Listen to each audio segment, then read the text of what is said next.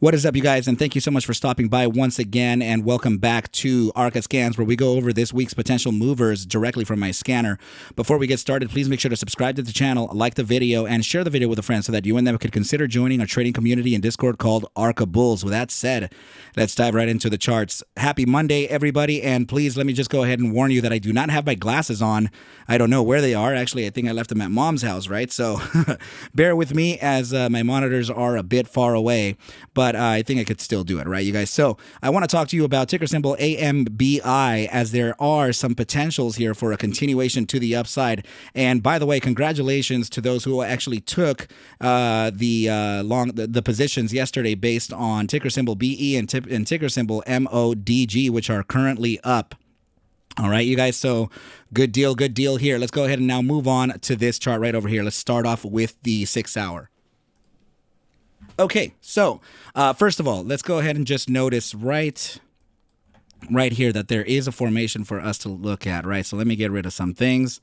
And yes, let's see. Okay, very hard to see this, right? But I'm going to show you exactly what I mean by this, okay? So, oh my, yeah, this is absolutely hard to see. Okay, so this is called an Adam and Eve formation, right? So actually we can put it on the daily to see it a little bit clearer. Yeah, that'll definitely make it a little better. Okay, so yeah, so we have that curvature right to about, let's see, I would say just about this zone here, right? We can do it just like this here, to this candle right over here. Okay, so let's put it to this zone here, right? And then make our curvature move towards the upside, right? So what happens is that as soon as we fail the price action or continue on to the downside, right, we can actually continue to the downside here. We come back and validate our resistance. You can see that we validated the resistance here and here, which actually just now begs me to believe that the curvature was actually set in a different place, right? And then we continue on to the downside. So that curvature actually is right here to this point right over here. Okay, so this is that inflection point. This is the line, right? Just to the bottom side of these two candles right here. We fail it, then we come back, validate this current area of resistance, right? And then we continue on to the downside. What is the price objective? We can actually take it by taking a trend line from the top side of the formation, right? And then we apply it to the bottom side, and then that takes us to a similar target down here, right? So, I mean, in all honesty, the range of the support would pretty much be like somewhere around this right over here, right? So as I did notice, oh, right, we had to change that, right? So we have to bring it down just a little bit shorter, just like this, right? And then we apply it from that area to the downside. Okay, so just like this. All right, so perfect. And you can see here that many candles actually closed or open right at that area there too, right? So it's a psychological target to kind of keep in mind. So why I'm saying this is because that bottom may be in, right? So we could potentially be finding a floor soon, right? So the next thing that we want to take a look at here is actually the descending broadening wedge on the 6 hour time frame, right? So this is that. Let's go back to that time frame now, and come on, put the drawing. There we go. So this is the descending broadening wedge, right? And we are actually getting that breakout to the upside, and we have validated it now several times, that newly converted resistance into support, that is, right? So we validated that support several times before considering a continuation to the upside. Okay, so this is what usually kind of indicates a potential upside continuation, okay, you guys? And this being the 5th and true breakout test, which is already something to kind of keep in mind too. All right, you guys, so now let me go and reference these notes over here. So the 6 hour silver cross is approaching, right? So, and what I want to talk to you about is this, right? So anytime that the EMA 20 crosses above the EMA 50, that is considered to be a very bullish statement from the asset, and that is a silver cross, right? So from the exponential moving averages. So why I'm saying that it's going to move from the shorter time frames is because on the 4-hour, you can see here that it's getting closer. But as you go into the 2-hour, this is the bi-hourly, it already made the bullish cross to the upside.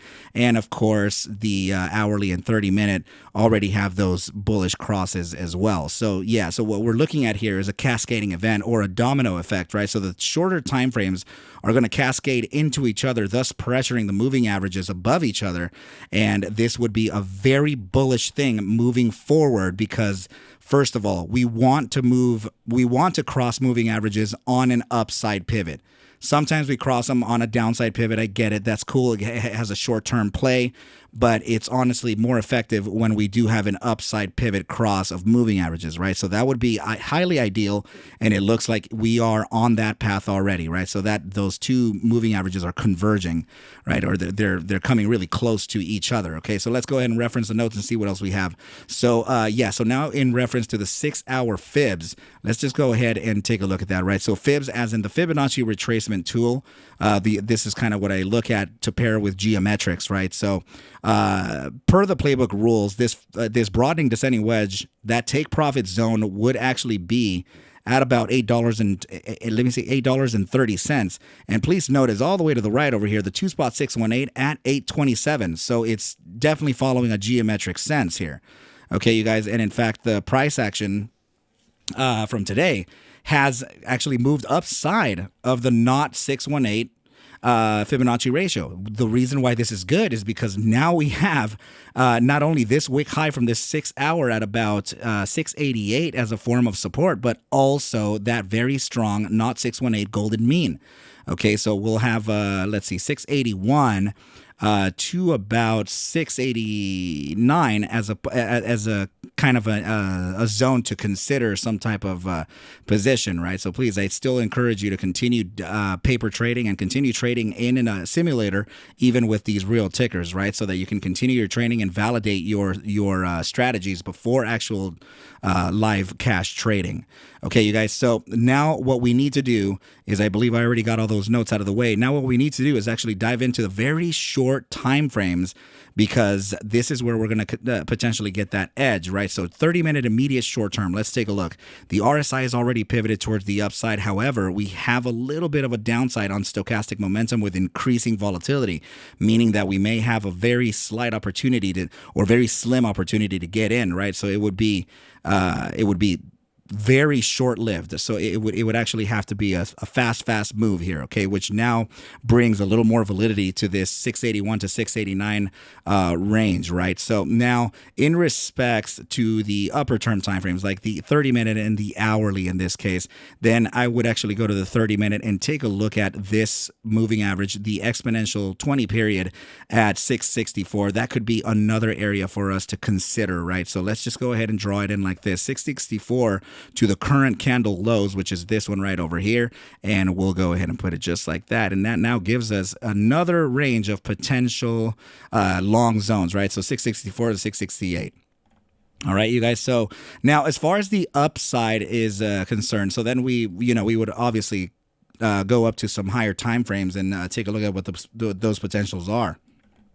So yeah, let me go ahead and pull up the averages and see what we have in store for us, right? So actually, let me see volatility versus momentum on the shorter time frames. Okay, upside pivots, yeah. Everything is definitely cascading into each other. We absolutely have DMI support for every single volatility play here, starting on the bi-hourly, actually coming down from critical contraction to an expansion zone, right? So an expansion phase. So right in here, right, anytime that we do come into that 15 percentile and start making an ascension here or an expansion phase paired with volatility to an upside, this is, mathematically backed for a pretty nice move to the upside, depending on what the history of price action during that condition has said before, right? So yeah, but in this case, we can see actually even the MACD on the bi-hourly facing straight to the moon over here. We have DMI support, and what I mean by that is actually the bulls are starting to take more control over this, and the ADX, which represents market trend, is starting to increase. As soon as we are at about 25%, 30% of ADX, that would be trending market for whoever is on top, and in this case, the bulls are definitely on top. Now, as far as the 6-hour time frame, Please notice ADX sitting at 26% with the bulls making an upside continuation. Very bullish here, you guys. This is very likely to continue on to the upside, and we just need to make sure that we can get those targets to the upside solidified, right? So if it is that we are kind of trading this within the 6 hour, then let's just go ahead and take a shorter time frame fib from the current candle of 6 hour print, right, to that lowest iteration right down here. Right, so even still, we've still got this 2.618 now, kind of rhyming with this top side target right here at about 811. So that could be a very nice area of you know, a target, right? So, but we will face some type of resistance from this 738 at the 1.618 golden mean, right? So let's just measure it to that area. If we were to kind of pick up right from this area at about 664 to the top side of the 1.618, that makes a very nice move of 11%. That would already be kind of like the end of the day right there for 1 day trade in total.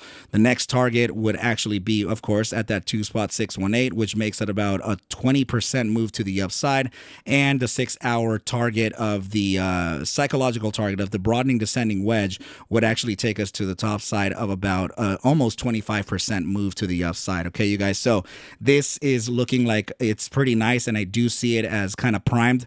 I would probably look at this as a potential 1 to 2 day play, and yeah. So, but please remember, you guys, first and foremost, that I am not a financial advisor. Take whatever I do show and iterate within these videos as just a form of entertainment, as I cannot suggest for you to buy or sell any assets whatsoever. I need you to do your own due diligence, and everything will be cool, you guys. But with that said, I wish you well, a very, very good night, and I will catch you at the bell mañana. Adios.